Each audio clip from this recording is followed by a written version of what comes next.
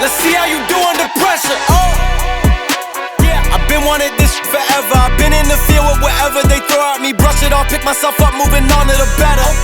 Hey, yeah, ain't no errors, baby, it's a new era. I wake up early, feeling rich like I'm Kesha. I get to the paper, boy. Extra, extra. What's happening, guys? This is Polgar from Fight Division, here with the legend himself, Jack Kennedy, who is here tonight with one of your boys on. So we got a draw. You happy with that? You happy with the performance? Yeah, I think it was a 3-round fight, so we didn't know it was a 3-round fight till we got in the ring. How does that happen? I think obviously it's the road to Rajadamnern, and the lower fights, non-title fights, are 3-round fights. We didn't know that, but he did really well. He got dropped in the first 30 seconds. And then he bit down on his gum shield, and he came back, won the next 2 rounds, but that's a draw on the scorecard. So I can't argue with the decision. 5 rounds, I think we'd have probably took it, but it was a 3-round fight, so he did really well. Yeah, I love that as well, because sometimes it's more impressive when they do get dropped and then they carry on, because especially so early in, a lot of people mentally that can switch them off, just be like, oh god, it's too soon in.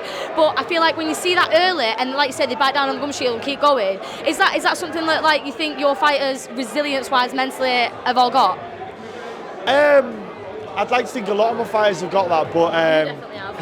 You have definitely got that yourself. So I'm just sorry, that's why I asked the question, because we know Jack's got that. So for those of you who aren't familiar with Jack, you have definitely got that sort of mindset and that sort of fighting style where you would just bite down on your gum shield and you would keep going. So I'm wondering, does that trickle through to the kids?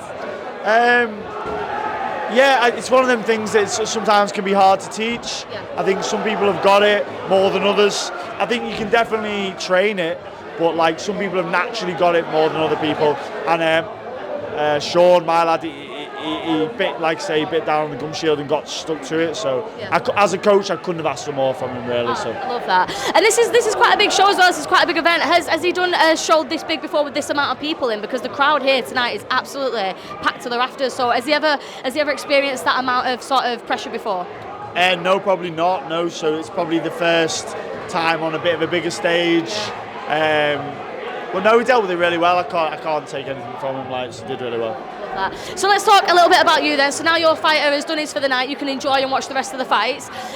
What are you sort of looking for yourself now for the next 12 months? So obviously we've just been talking off camera and we know you've had quite a bad shoulder injury, but you've also been fighting in Thailand, so it doesn't seem to be slowing you down. What are we looking at for the next 12 months for you? I'm going to be fighting in Bangkok and Thailand regularly, really. I'm going to try and get in every 5-6 weeks. Similar to this year, I fought maybe about 7 times this year, actually. So I want to do the same again next year, like make the most of it while I can, you know. And then after that, I think there's in the talks of a couple of world title fights maybe, and then a couple of WBC fights, all depending on what happens and stuff. Yeah. But I'm just game to fight as much as I can while I can. Yeah, absolutely. I love that. You're very keen on staying active, and like you say, you've been in Thailand like 6-7 times this year already. I do want to talk about, so you've got a gorgeous little boy, Hunter. What is it, like the real life? Like, obviously we see on Instagram, you're going to Thailand, it looks really cool, it's amazing, you're fighting, but like the reality of that is like sometimes you do have to leave your little lad. Like, how do you balance the two of being a dad and also being like this amazing fighter who's like chasing world titles in Thailand? It's super hard. Obviously, I'm quite lucky really, because, well, I'm not lucky, I'm lucky. I've split with his mum.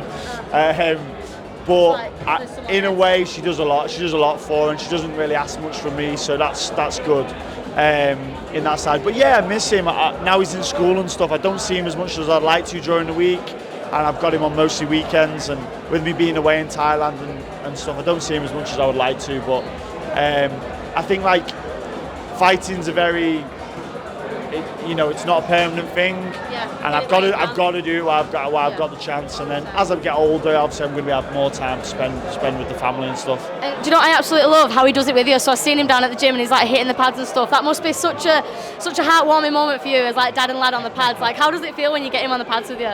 Yeah, he's crazy. He loves it, and it's good to have like him kind of following in the steps. Yeah, I was going to say, is he going to follow Daddy's footsteps? Like, are we going to see a fighter in Hunter? Like, I'd like him to, but I'm never going to push him to do it. If he doesn't, I'd like him to train, and I want him to train, and I think it's good for like any part of life, and discipline and all that is like, it's so important. But he doesn't have to fight, but if he wants to, he can. Yeah. Well, he's got the best coach for the job, absolutely.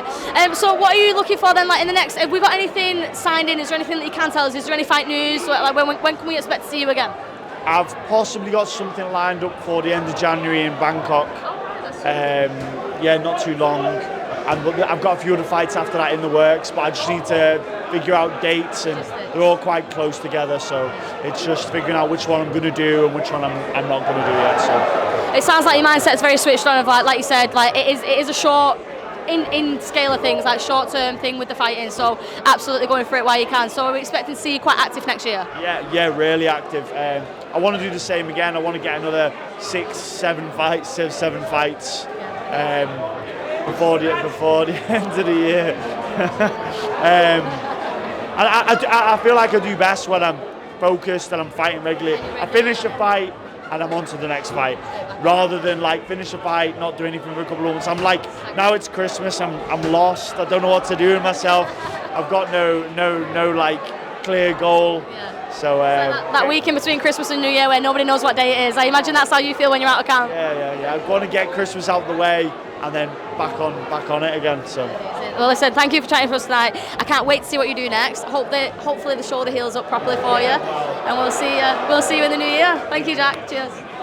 Let's see how you do under pressure. Yeah, I've been wanting this forever. I've been in the field with whatever they throw at me. Brush it off, pick myself up, moving on to the better. Hey. Ain't no errors, baby, it's a new era. I wake up early, feeling rich like I'm Kesha. I get to the paper, boy. Extra.